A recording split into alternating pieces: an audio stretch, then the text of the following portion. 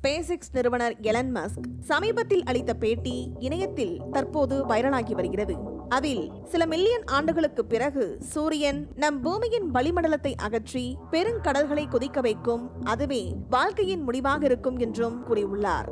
மேலும் எலன் மஸ்கின் கூற்றுப்படி சூரியன் ஒரு நாள் சிவப்பு ராட்சத நட்சத்திரமாக மாறும். இந்த நிகழ்வு பூமியை விழுங்கி இங்குள்ள அனைத்து உயிர்களையும் அழிக்கும் என்றும், இது இன்னும் பல பில்லியன் ஆண்டுகளுக்கு பிறகு நிகழும் என்றாலும் மனிதகுலம் அதற்கு தயாராக இருக்க வேண்டும் என்று அவர் கூறியுள்ளார்.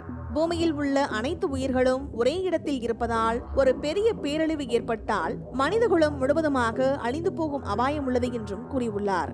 அதேபோல எலன் மஸ்க் செவ்வாய் கிரகத்தை மனித குடியேற்றத்திற்கான சிறந்த இடமாக கூறுகிறார். மேலும் அங்கு நீர் பனிக்கட்டியாக இருப்பதற்கான சான்றுகள் தற்போது கிடைத்துள்ளன. இது மனிதர்கள் வாழ தேவையான வளங்களை வழங்க முடியும் என்று அவர் கூறுகிறார். ஸ்பேஸ் நிறுவனம் ஸ்டார்ஷிப் என்ற ராக்கெட்டை உருவாக்கி வருகிறது. இது செவ்வாய் கிரகத்திற்கு மனிதர்களை அழைத்து செல்ல உருவாக்கப்பட்டுள்ளது. இந்த ராக்கெட் பெரிய அளவில் பொருட்களை எடுத்து செல்லவும் பலமுறை மறுபயன்பாடு செய்யவும் முடியும். எலன் மஸ்கின் திட்டம் என்னவென்றால் ஆயிரக்கணக்கான ஸ்டார்ஷிப் ராக்கெட்டுகளை அனுப்பி செவ்வாய் கிரகத்தில் ஒரு பெரிய மனித குடியேற்றத்தை உருவாக்குவது.